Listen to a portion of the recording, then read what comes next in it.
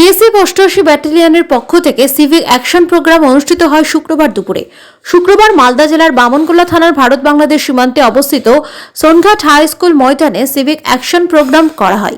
৮৮ battalion BSF এর পক্ষ থেকে এদিন সীমান্তবর্তী এলাকার সাধারণ মানুষকে বিনামূল্যে মেডিকেল ক্যাম্প সহ এলাকার দুস্থ মানুষের জন্য বিনামূল্যে চক্ষু পরীক্ষা, স্বাস্থ্য পরীক্ষা সহ বিনামূল্যে ঔষধ বিতরণ করা হয়। তারই পাশাপাশি সীমান্ত এলাকার ক্লাবগুলিকে খেলাধুলার সামগ্রী তুলে দেওয়া হয়, যেমন ফুটবল জার্সি, ক্রামবোর্ড সহ মহিলাদের জন্য শাড়ি সহ বিভিন্ন সামগ্রী তুলে দেওয়া হয়।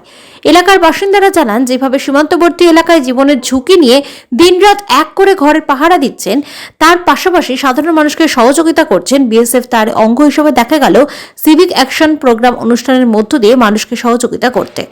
এদিন উপস্থিত ছিলেন BSF commandant ৮৮ battalion Naresh Kumar Lahiri, দুজন আইসি অমিত শর্মা, ডিউটি কমান্ড কেসি নেইল, এসি সুনীল কুমার সহ বিএসএফ এর অন্যান্য আধিকারিক ও গ্রামবাসীরা।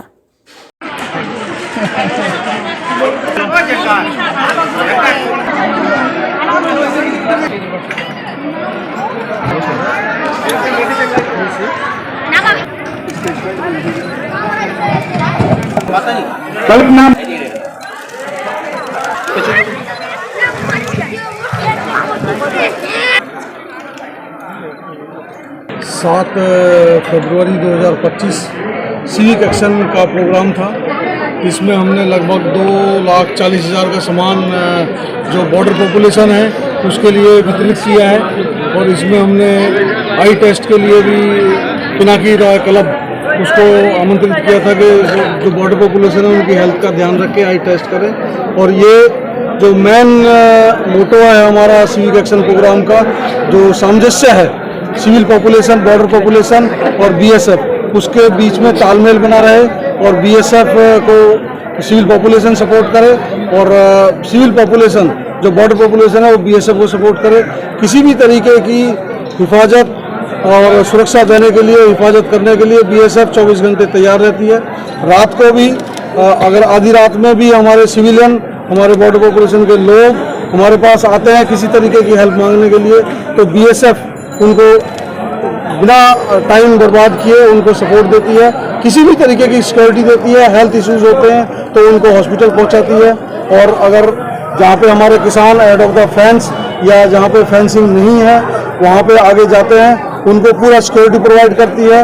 और इस सिचुएशन में जब बांग्लादेश की सिचुएशन गड़बड़ है तो वहाँ पे हमारे जो लोग हैं दोनों बीएसएफ और सिविलियन, वो दोनों मिलके उसको अच्छे तरीके से काम कर रहे हैं। इसके लिए सभी का धन्यवाद। और जो मीडिया बंधु हमारे हैं, मीडिया बंधु भी हमारे लिए सकारात्मक काम कर रहे हैं। ये मीडिया बंधु भी हमारे जो बॉर्डर पॉपुलेशन को सजग कर रहे हैं, सचेत कर रहे हैं और उनके अंदर जागरूकता पैदा कर रहे हैं। ये एक बहुत अच्छा आयाम है और अच्छा कदम है जो मीडिया उठाता है। और अभी पीछे आने वाले जो पीछे 3-4 महीने में हमने ऑब्जर्व किया है, मीडिया ने बड़ा सकारात्मक रोल प्ले किया है, जनता ने सकारात्मक रोल प्ले किया है।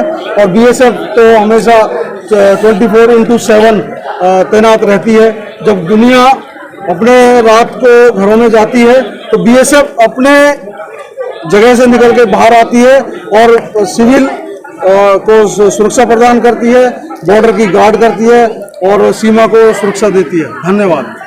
সিভিক অ্যাকশন এবং সিভিক অ্যাকশনের মাধ্যমে আমাদের এই এলাকার যারা সাধারণ মানুষ, অনেকে যারা গরিব রয়েছেন, তাদেরকে বিভিন্ন জিনিস আমাদের এখানকার এলাকার সেই মানুষদের আমরা বিএসএফকে মাধ্যম দিয়ে আমরা কিছু শীতবস্ত্র, কিছু জিনিস যেগুলো তাদের নিত্য প্রয়োজনীয় লাগে, তারা কিনতে পারে না, সেই টাইপের জিনিস গরিব মানুষদের আমরা বিতরণ করি। এটা বিএসএফের খুব ভালো একটা উদ্যোগ এবং 88 ব্যাটালিয়নের যারা এ পর্যন্ত এসছেন সকলের যত অফিসার রয়েছেন সবাই খুব আমাদের সঙ্গে একসঙ্গে একত্রিত মিলিতভাবে আমরা বিভিন্ন কাজ করেছি এবং করে থাকি।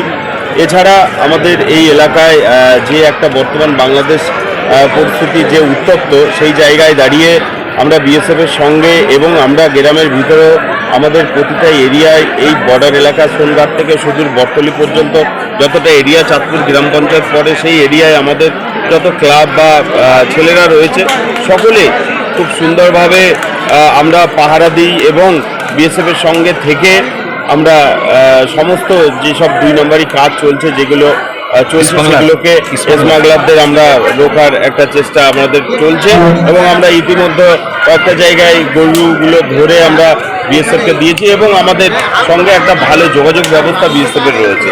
বাংলাদেশকে বার্তা এটাই দিতে চাই, সেটা হচ্ছে গিয়ে যেটা একটা ছোট্ট দেশ, সেই দেশের কিছু সম্প্রদায়ের কিছু লোক, একটা সম্প্রদায়ের কিছু লোক এমনভাবে যারা চাইছে যে ভারতের সঙ্গে যে কোনো মুহূর্তে একটা অশান্তির পরিবেশ সৃষ্টি করা। আমাদের বিভিন্ন কৃষকরা ভিতরে প্রচুর জমি রয়েছে, সেখানে চাষাবাদে গেলে পরে সেই সব ফসলগুলোকে তারা নষ্ট করে দিচ্ছে।